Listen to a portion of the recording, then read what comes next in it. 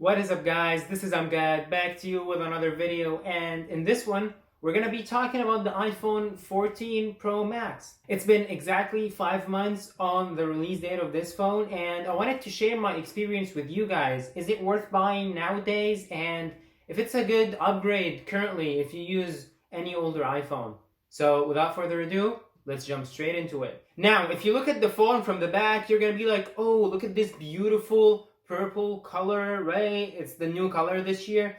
And it's actually the same design as the 13 Pro and the 12 Pro. So it's a beautiful design, don't get me wrong, with this frosted glass and then the shiny Apple logo, the shiny cameras window, and all of that beautiful stuff. But it's an old design, right? But if you flip it to the front, here is the new thing. Here is the big deal.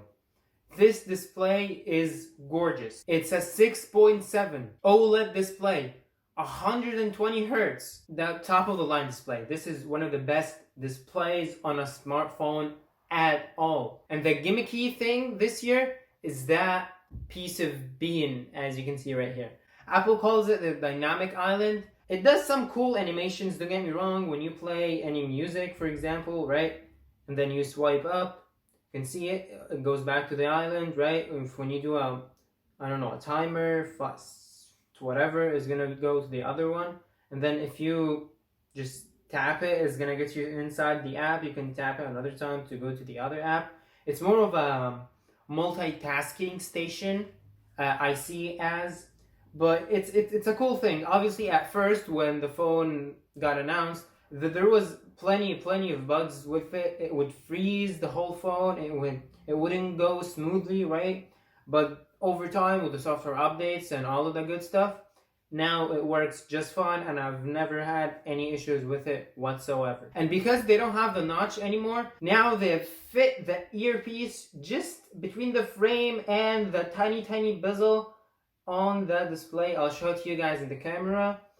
And I mean, it didn't affect the sound quality whatsoever. The sound quality is still amazing, but I would prefer the sound quality of last year's version slightly better, just because it has more physical space in general. Moving to the second biggest change in the iPhone 14 is the cameras. Now, the camera specs on the iPhone 14 Pro and the 14 Pro Max are the same. The only two differences between the 14 Pro and the 14 Pro Max is the battery size and the display size. Obviously, the bigger version has a bigger display and a bigger battery. So if you want that extra battery life, you can get the max version, the bigger version, but we're gonna talk about the battery life in a second. Now, back to the cameras. Now we have a brand new 48 megapixel sensor.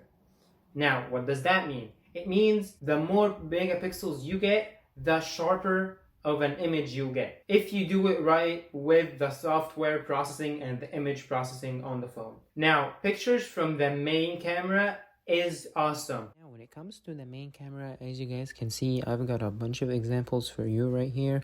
The camera doesn't perform well with the highlights. As you can see, the HDR is not balanced at all. You can see the sky, it's extremely, like, the color is just all white. There's no clouds, there's no details at all.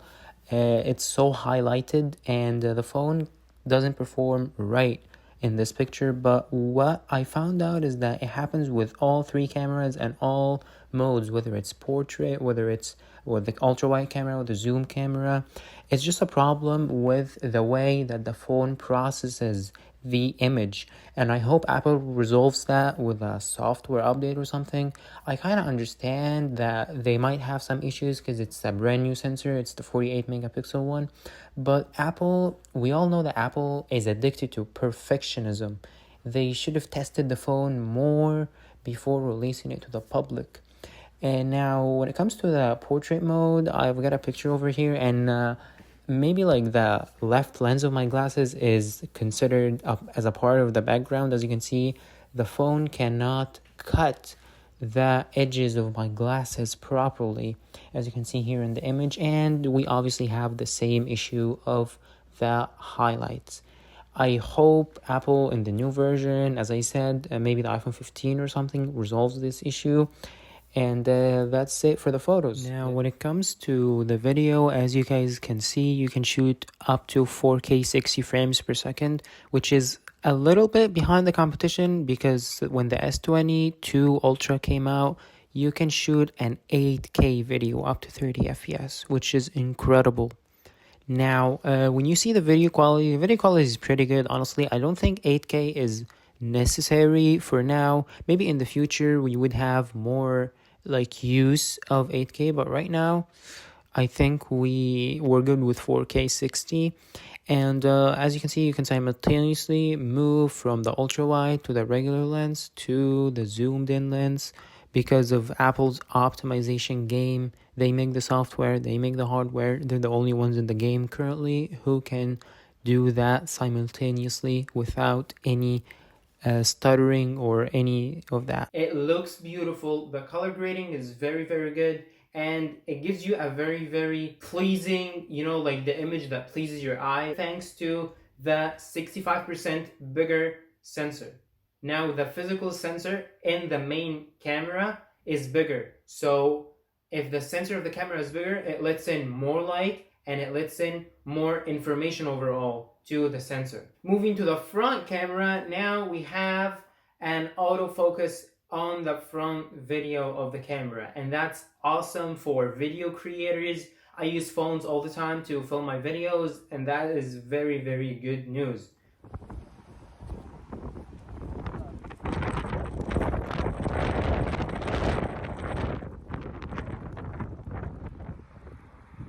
Videos from the front camera are sharp, colorful, and they're just pretty much on the top of the game. I don't want to say like the best in the game, but they're at the very, very top for sure. And the selfie results hasn't really changed much. Maybe the colors have been slightly more accurate because of the new chip inside that we're gonna talk about in a second. And that's pretty much the only difference in the cameras. It's a huge upgrade, don't get me wrong, but it's only for the main sensor. I wish if they've changed like the whole setup, they put like a brand new setup maybe. I wish if they added 8K videos. Now Samsung is doing with the S23 Ultra, they're doing 8K with the rear camera, 30 frames per second. I wish if Apple could have competed with that, considering that their chipset is the Apple A16 that we have here on the 14 Pros. Is very, very powerful. So they definitely can do it, but I'm not sure why are they late to the game, but probably because they want to do it the Apple way. Now, moving to performance, as I mentioned, we have the new A16 Bionic right here. It's a 4 nanometer chipset, which is extremely, extremely efficient. So supposedly we should have better battery life because it doesn't consume much energy. And the phone is blazing fast, as you would expect from a new iPhone. You can jump from here and here and there thanks to the 120 Hz high refresh rate display. Things are buttery smooth, and you wouldn't have any performance issues with this phone. Like, I'm talking like 5 years ahead. Like, this phone will be as fast from now till like 5, 6, even 7 years. I would recommend it without any problems. iPhones are usually pretty good at aging. If you change the battery every 2 to 3 years, which I'm gonna make a separate video about that, so if you want to see it, make sure you subscribe, hit that bell icon, so when I drop it, you don't miss it. And when it comes to the battery life, we have a 4323 milliamp hour battery, which is fairly big for an iPhone, right? This is the max version, as I said. It has a bigger battery, and the phone gets you throughout the whole day without any problems, and you can just come home, charge it overnight, and then wake up. It's gonna get you the whole day. And I've had the whole full day without any problems. And my compromise on it is that we had a better battery performance in general from the 13 Pro Max that we had last year. So the phone of last year had better battery life than the new phone that we have this year. It's kind of odd, but hey, it's not that bad, and the difference isn't huge. So now we shall answer the question: is it a good upgrade? Do I recommend this phone to you?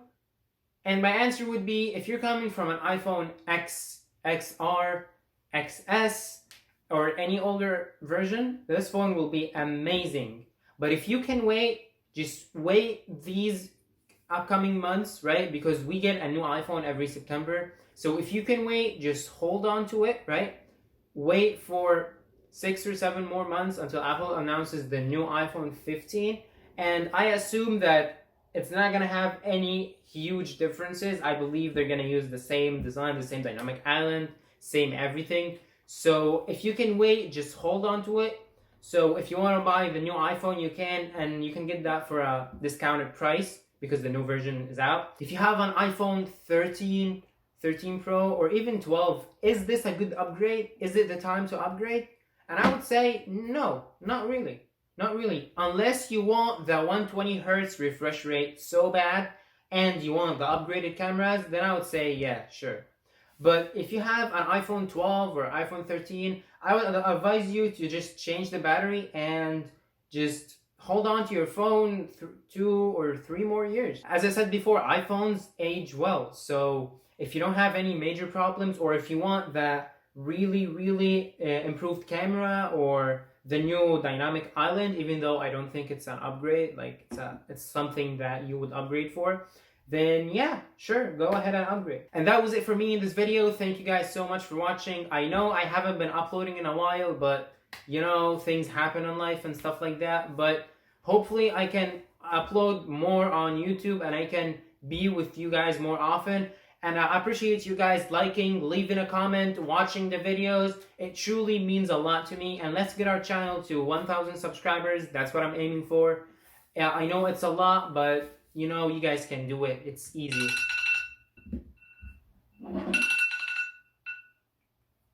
Okay. And if you want to see the unboxing video, that video should be on the eye over here. You can click on it. It's going to get you to the video.